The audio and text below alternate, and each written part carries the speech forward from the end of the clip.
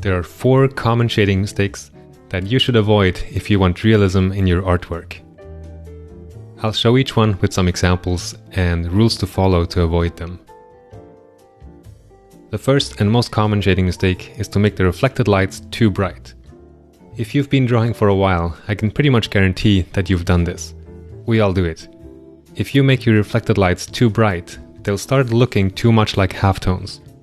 That's bad because it confuses the brain of the person that's looking at the image. So as a general rule, draw all reflected lights a little bit darker than what you see. You can always lighten them at the end. The second common shading mistake is to make the light halftones too dark. If you do this, you're going to flatten your drawing.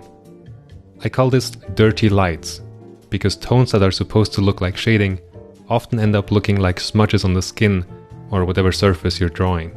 Making the light halftones too dark really kills the light effect. The rule is to keep the value changes in the light halftones very subtle to follow the light on form scale. The third mistake is not making the dark halftones dark enough. If you look right next to the Terminator, you can see a subtle white line or glow. It reminds me of a halo, so I call it the Terminator halo. Avoid it. The Terminator halo completely destroys the illusion of form. If you see the halo in your drawing, it just means that you have to push the darkest halftones darker in order to turn the form. Remember, it has to go really dark, really fast, just before the Terminator. The final common shading mistake is that many artists forget to include the ambient occlusion shadows. Ambient occlusion really increases realism, so make sure to put it in.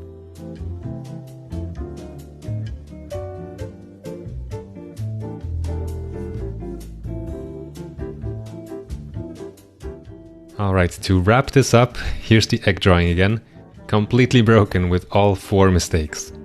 Let's fix each one. The reflected light is too strong, let's tone it down. The light halftones are too dark, let's fix that. The dark halftones are not dark enough, let's fix that too.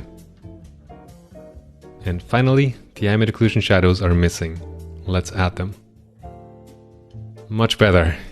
Use this as a checklist.